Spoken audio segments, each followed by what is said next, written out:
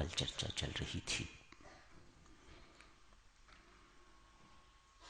जो माता पिता अपनी संतान को सुसंस्कारी नहीं बनाते, वही पापी दुष्ट बालक माता पिता की दुर्गति का कारण बनते हैं। माता पिता बच्चों को सुसंस्कारी क्यों नहीं बना पाते? जब दूसरों को सुसंस्कारी बनाना होता है तो पहले स्वयं सुसंस्कारी बनना पड़ता है। आपके अपने संस्कार अच्छे नहीं तो आप किसी दूसरे को सुसंस्कारी अच्छे संस्कारों वाला नहीं बना सकोगे।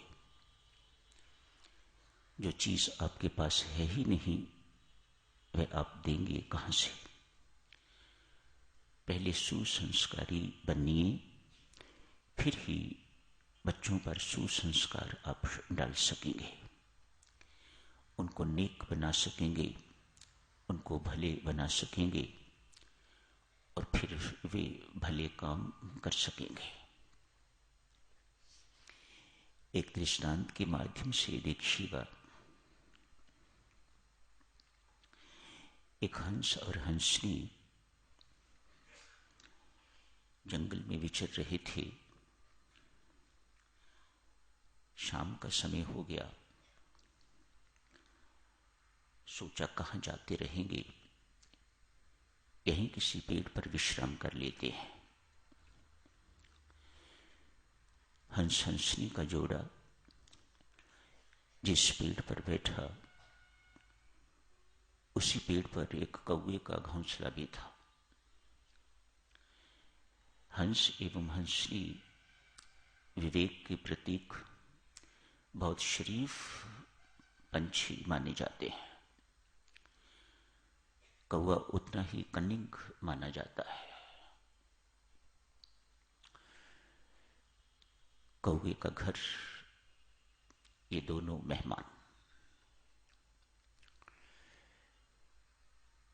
इतनी चिट्टी गोरी हंसनी पहले कभी नहीं देखी हुई थी। कौवे ने मुग्ध हो गया। सुबह हंस और हंसनी जाने लगे तो कौवे ने हंस से कहा, इसने रात्रि मेरे घर में व्यतीत की है, यह हंसनी मेरी है। हंस ने कहा, नहीं भैया, रात्रि तो मैंने भी यही व्यतीत की है, ये मेरी है और मैं इसे अपने साथ ही लेके जाऊंगा। बात आपस में बहुत बढ़ गई। कचहरी तक बात पहुंची। जज साहब ने फैसला सुनाना था। कौवा बहुत होशियार जज साहब से जाके मिलता है। उन्हें कहता है, जज साहब, आपके माता पिता मरने के बाद कहाँ हैं मैं जानता हूं, मैं बताऊंगा, बशर्ते कि आप मुझे केस जिता दो। जज ने हां कर दी। सुबह फैसला सुनाना था। जज साहब अपना फैसला सुनाते हैं। हंस और कौवे में से जो अधिक तेज दौड़ने वाला है, अधिक तेज दौड़ेगा। हंस ने उसके। कौवा बहुत तेज भागता है, उड़ता है। हंसनी कौवे के हवाले कर दी गई। जजमेंट ऐसी थी। हंस बेचारा कुछ ना कर सका, कुछ ना कह सका। अगले दिन जज साहब ने कौवे से पूछा, आपने कहा था मरणोपरांत मेरे माता पिता कहाँ हैं, आप बताओगे, मुझे दिखाओगे, दिखाओ। कौवा उन्हें एक कूड़े करकट के ढेर पर ले गया। कूड़ा करकट भी था, गंदगी और भी थी वहां पर। दो कीड़ों को देख के कौवा कहता है, जज साहब, यही हैं आपके माता पिता। संत महात्मा साधुजनों,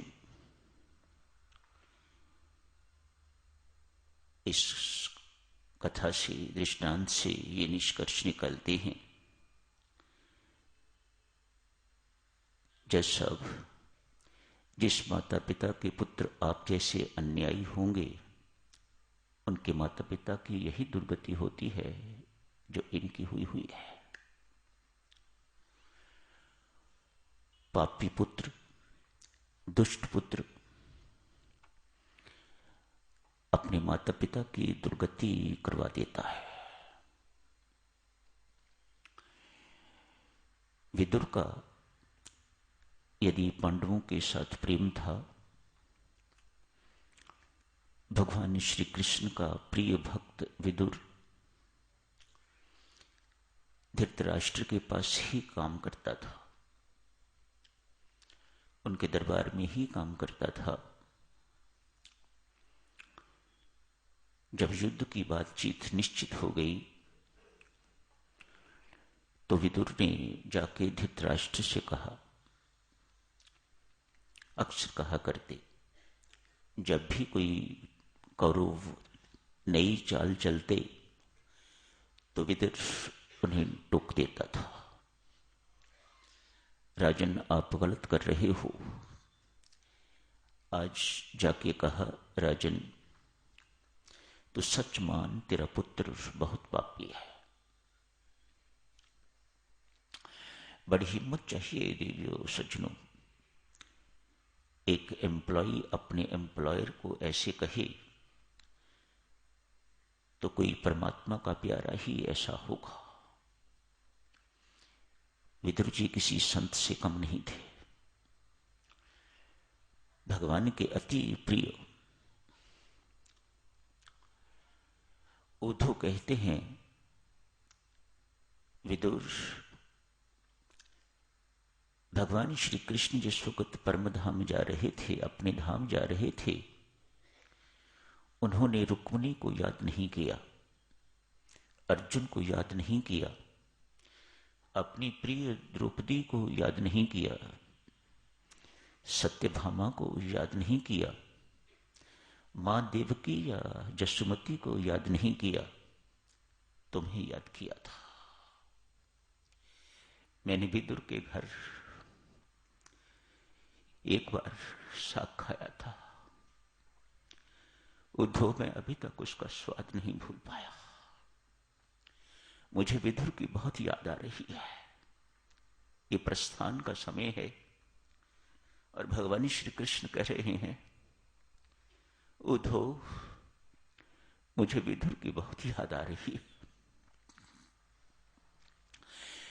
जिसको भगवान याद करे उसके क्या कहने। उसने मुझे बहुत कुछ दिया, मैंने उसको कुछ नहीं दिया। मैं विदुर का ऋणी जा रहा हूं। वही विदुर आज धृतराष्ट्र के पास जाके कहते हैं, राजन, तेरा पुत्र पापी है, इसका त्याग कर दे, ये तेरी दुर्गति करवाएगा। उस वक्त तो राजा धृतराष्ट्र सब बात सुन लेते हैं, मान भी लेते हैं। दोबारा जब फिर उसका पालन नहीं कर पाते तो विदुर फिर मिटते हैं। तो राजा अक्सर कहते हैं, काका मैं क्या करूं, जिस वक्त दुर्योधन मेरे सामने आता है मेरा सारा का सारा ज्ञान हवा हो जाता है। कितना भयंकर है, कितना भयानक है पुत्र मोह। कैसी